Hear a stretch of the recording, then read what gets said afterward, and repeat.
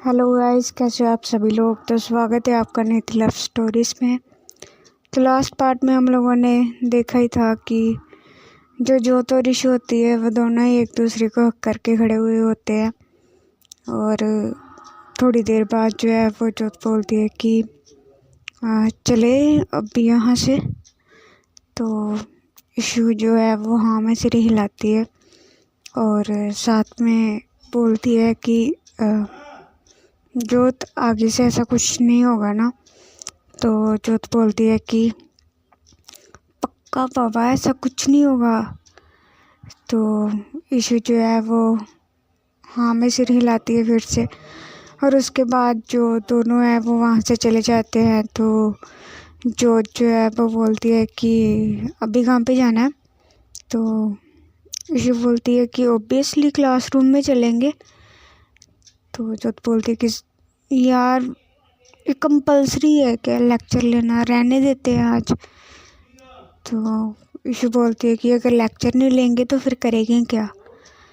तो जोत बोलती है कि करना क्या है, कहीं बैठते हैं, चिल चिल करते हैं और अपना टाइम स्पेंड करते हैं एक दूसरे के साथ।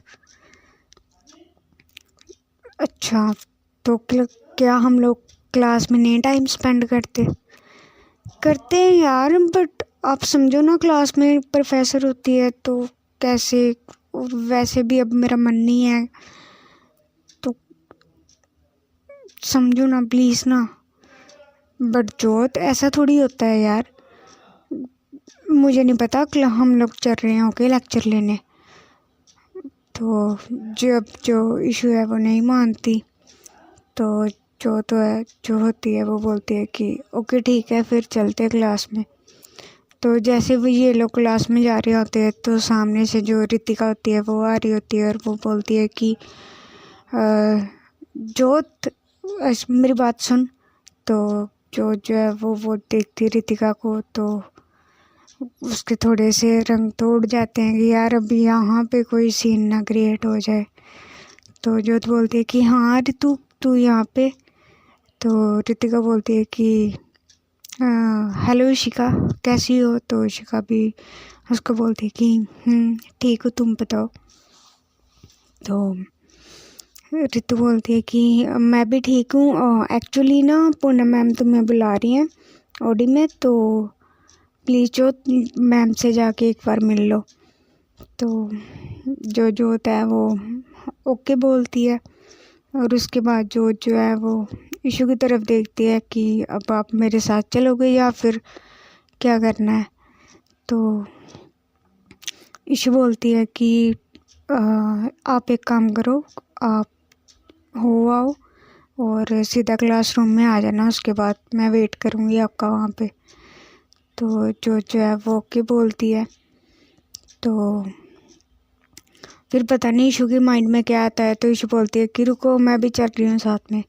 तो दोनों चले जाते हैं ऑडिटोरियम में और जाके जो है मैम से हेलो हाय करते हैं। और उसके बाद जो मैम है वो देखती हैं इशिका की तरफ और बोलती हैं कि वाह बेटा आप भी आ गए हो, very good.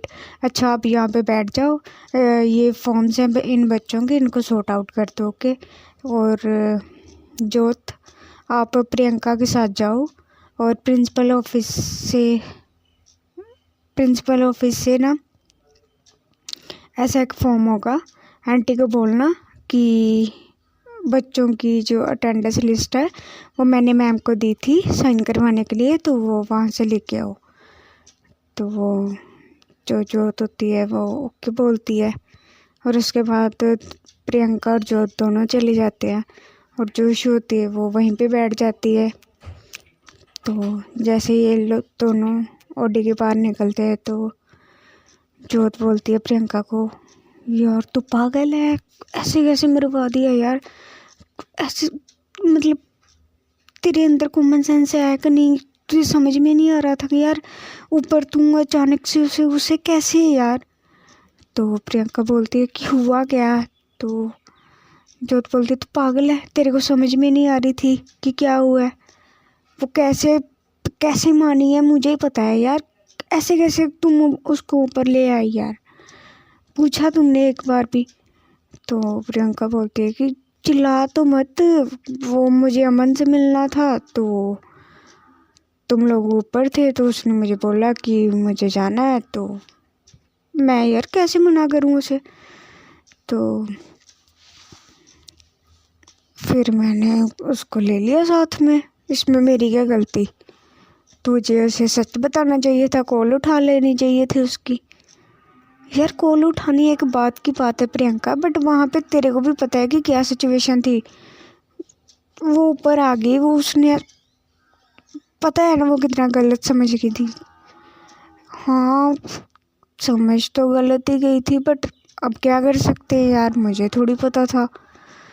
By the way छोड़ ना, हो गया जो होना था वो तो हो गया, बट भाई तूने मेरे एल जरूर लगवा दिए थे। ऐसा कौन करता है भाई, मतलब क्या बोलूँ मैं तेरे को, आगे से ऐसा मत करियो। और अगर कभी करना भी होता है तो प्लीज़ मेरे को पहले इन्फॉर्म कर दिया। अगर तेरे पास मेरा नंबर है तो सही, तो तू मेरे को इन्फॉर्म करके बता देना कि वो तेरे को नीचे ढूंढ रही है, नीचे आ जा। अच्छा ठीक है जोत, अब गुस्सा मत कर, अब चल चुपचाप अपना मूड सही कर और चल प्रिंसिपल ऑफिस। तो दोनों जाते हैं प्रिंसिपल ऑफिस और आंटी से जो है वो सिग्नेचर की हुई लिस्ट ले लेते हैं बच्चों की। तो और उसके बाद वापस आते हैं और जो है वो देखती है इशू की तरफ, और उसके बाद ऐसे बैठे हुए होते हैं। तो जो इनकी प्रोफेसर होती है वो फिर से इनको कैंटीन में भेज देती है कुछ लाने के लिए। तो ये दोनों फिर से चले जाते हैं कैंटीन में। तो प्रियंका बोलती है कि वैसे एक बात माननी पड़ेगी, तेरी बंदी ना तेरे को लेके सिक्योर बहुत है। सिक्योर? क्या सिक्योर यार, शक करती है वो बात बात पे। हाँ तो अच्छी बात है ना, शक करती है, तभी तो पता चलता है कि सामने वाले के मन में आप कितने हो। बाय द वे मैंने तुझे ये बताना था कि थोड़ा संभल के चलियो।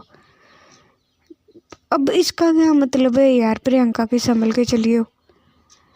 नहीं बस ऐसे ही मैंने बोला था।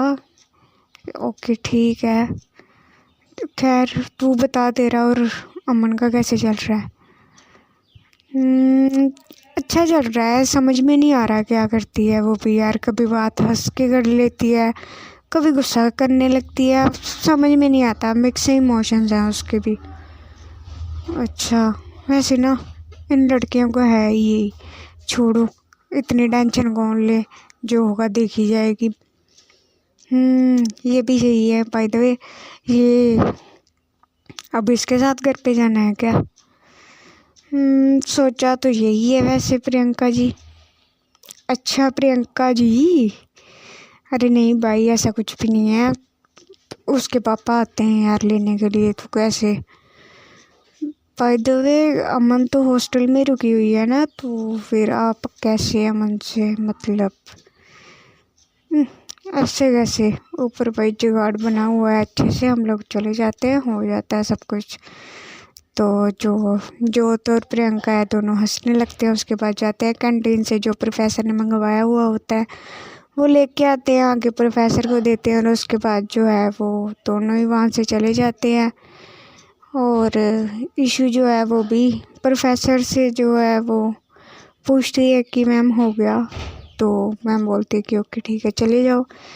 तो चले जाते हैं ये लोग वहाँ से, और उसके बाद सीधा क्लास में आते हैं। तो जो इशू होती है वो बोलती है कि जो लेक्चर रहने दें क्या? तो जो है वो हैरान होकर देखती है इशू की तरफ कि आपको क्या हो गया अब? तो इशू बोलती है कुछ नहीं, बस ऐसे मन नहीं कर रहा। तो जो तो बोलती है कि ठीक है नहीं मन कर रहा तो भाई रहने देते हैं, फिर नहीं जाते। तो उसके बाद जो दोनों हैं वो वहाँ पे नहीं जाते लेक्चर लेने के लिए। तो गाइस आज की स्टोरी बस यहीं तक, ओके बाय।